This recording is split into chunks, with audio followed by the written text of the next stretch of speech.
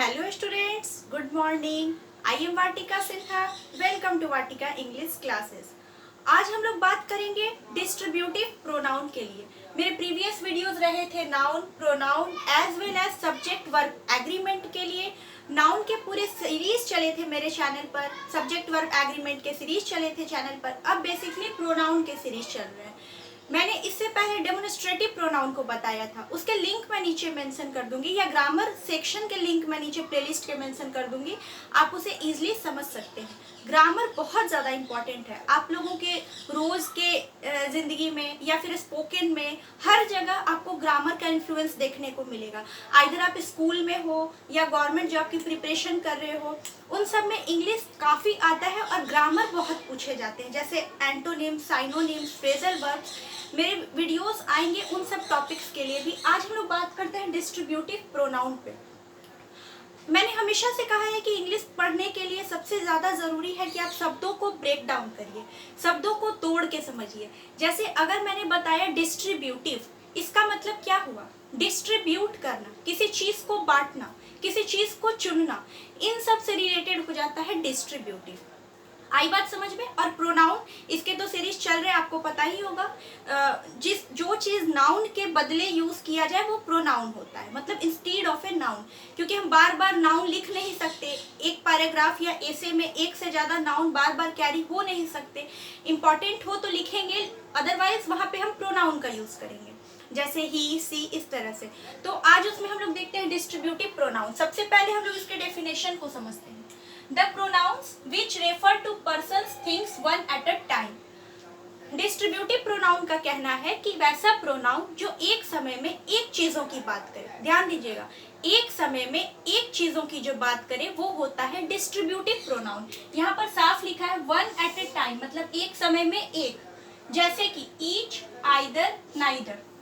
उसके काइंड्स है, अगर ईच एक वर्ड है, ईच बहुत ज्यादा यूज करते हैं हम लोग स्पोकन में या फिर ग्रामर लिखने में, तो ईच का मतलब क्या होता है? ईच अगर कोई पूछ दे क्या है, तो वो एक डिस्ट्रीब्यूटिव प्रोनाउन है। आइदर क्या है? वो डिस्ट्रीब्यूटिव प्रोनाउन है। नाइदर क्या है? वो भी एक डिस्ट्रीब्यूटिव प्रोनाउन है। लेकिन इंग्लिश ग्रामर में बात इतने से खत्म नहीं होती है जब तक कि आप उन सब चीजों को पूरी तरह से यूज में नहीं लाते, क्योंकि at the end of the day आने वाले क्वेश्चन है, रूल्स एंड रेगुलेशंस माइंड में रन करते हैं, लेकिन आते एग्जाम्स में क्वेश्चन। आइए आज हम लोग रूल्स को देखते हैं। Each, it denotes every number of a person, thing as a single. Each जो होता है वो किसी भी पर्सन या थिंग के लिए सिंगल के रूप में काम करता है। सिंगल मतलब इकलौते, एक के रूप में काम करता है। ईच का हिंदी क्या होता है? प्रत्येक। प्रत्येक का मतलब एक एक, तो एक एक के बारे में जो बताता है वो ईच होता है, और ये क्या होता है? डिस्ट्रीब्यूटिव प्रोनाउन होता है।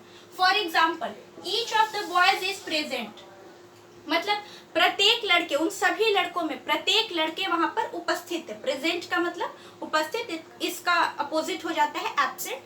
तो उसी तरह से ईच ऑफ द बॉयज, प्रत्येक बच्चे के बारे में, प्रत्येक लड़के के बारे में वहां पर बता रहे हैं, इसलिए वहां पर ईच का यूज किया गया है। तो यहाँ पर कोई पूछ दे, क्वेश्चन में आ जाए कि यहाँ पर ईच क्या है, तो ध्यान दीजिएगा, ईच यहाँ पर डिस्ट्रीब्यूटिव प्रोनाउन के रूप में काम कर रहा है। एग्जाम में कई बार ऐसे ही क्वेश्चंस आते हैं, एक वर्ड को हिंट करके पूछेगा, एक वर्ड को यहाँ पर दे के पूछेगा ये वर्ड क्या है, प्रोनाउन है, नाउन है, एडजेक्टिव, एडवर्ब, आखिर है क्या? तो ये डिस्ट्रीब्यूटिव प्रोनाउन के रूप में यहाँ पर काम कर रहा है। ठीक है, आइदर के बारे में देखते हैं। इट डिनोट्स द वन और other of the two. Either का मतलब होता है चॉइस बिटवीन द टू, मतलब दो में से कोई एक चीज को जब हम चुनते हैं, ध्यान दीजिएगा, दो चीजें दी हुई है लेकिन उसमें से जब एक चीजों को चुनते हैं तो वो होता है आइदर वहां पर यूज, मतलब चॉइस बिटवीन द टू।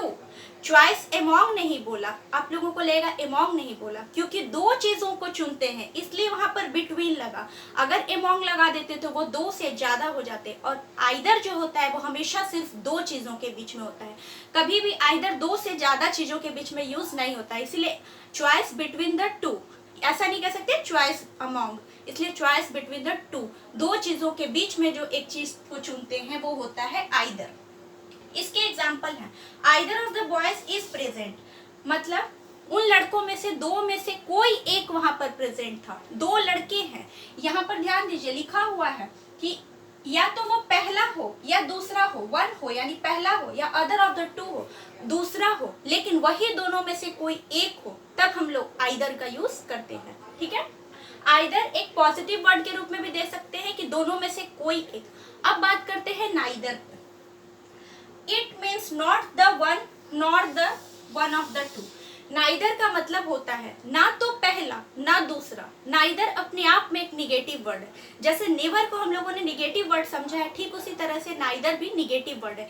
ना तो पहला और ना ही दूसरा, दोनों में से कोई नहीं। जब हम लोग बताते हैं तो वहां पर नाइदर यूज होता है। For example, neither of the boys is present, मतलब दोनों में से कोई भी लड़के वहां प्रेजेंट नहीं थे। ना तो पहला ना दूसरा, दोनों में से कोई लड़के जब वहां प्रेजेंट नहीं थे, तब हम लोगों ने कहा neither of the boys is present. आई बात समझ में? दोनों में से कोई नहीं।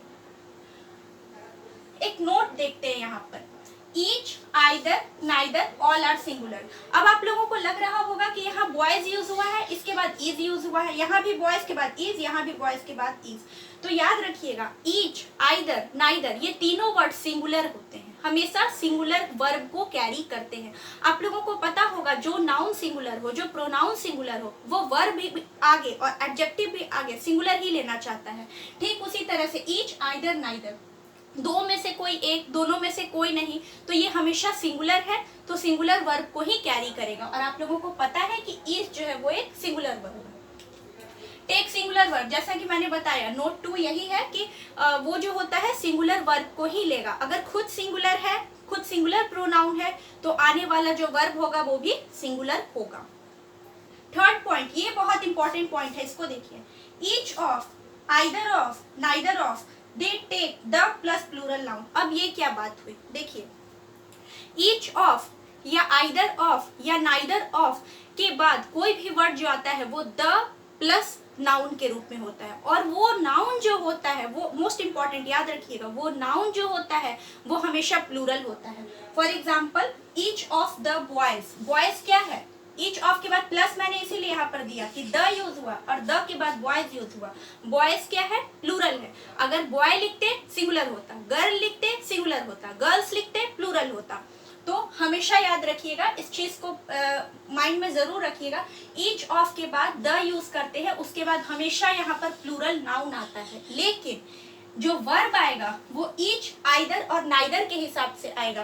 और आपको मैंने अभी बताया कि ईच, आइदर और नाइदर जो है वो सिंगुलर है, इसलिए जो वर्ब होगा वो उसके अनुसार सिंगुलर होगा, लेकिन जो नाउन होगा वो ईच ऑफ द के बाद हमेशा प्लूरल होगा। जैसा कि यहाँ पर नोट में मैंने लिखा, each of the boys, either of the girls, neither of the main, मतलब बॉयज, गर्ल्स, मेन तीनों जो है वो प्लूरल है। बॉय का बॉयज, गर्ल का गर्ल्स, मैन का मेन। तो ये जो वर्ड आएंगे ये हमेशा प्लूरल आएंगे, each of the, either of the, neither of the के बाद, लेकिन जो वर्ब लेगा वो सिंगुलर लेगा। अब एक और नोट्स देखते हैं। When each comes before singular noun, each is distributive adjective. अब ये क्या बात हुई, इस चीज को ध्यान में रखिए। इसका मतलब ये है कि जैसा मैंने बताया कि डिस्ट्रीब्यूटिव प्रोनाउन के लिए ईच ऑफ द यूज हुआ है। अगर ईच के बाद सिंगुलर नाउन आ जाए, ईच के बाद सिंगुलर नाउन आए, तो याद रखिएगा वहां पर ईच जो है वो डिस्ट्रीब्यूटिव प्रोनाउन नहीं बल्कि डिस्ट्रीब्यूटिव एडजेक्टिव है। आई बात समझ में? एक बार और इस चीज को देखते हैं। ईच ऑफ द के बाद प्लूरल नाउन आया था, ठीक है, तो वहां पर वो डिस्ट्रीब्यूटिव प्रोनाउन था ईच। लेकिन अगर ईच के बाद सिंगुलर नाउन आए और each boy, each girl, each man, each women इस तरह से आए, और कोई एग्जाम में पूछा जाए कि वहां पे जो ईच है वो डिस्ट्रीब्यूटिव प्रोनाउन है या डिस्ट्रीब्यूटिव एडजेक्टिव है, तो याद रखिएगा वहां पे जो ईच यूज हुआ है वो डिस्ट्रीब्यूटिव एडजेक्टिव है। देखिए यहाँ, each comes before singular noun, each is distributive adjective, मतलब कि ईच जब यूज हुआ है किसी सिंगुलर नाउन के पहले, तो वो ईच जो है वो डिस्ट्रीब्यूटिव एडजेक्टिव है, डिस्ट्रीब्यूटिव प्रोनाउन नहीं है।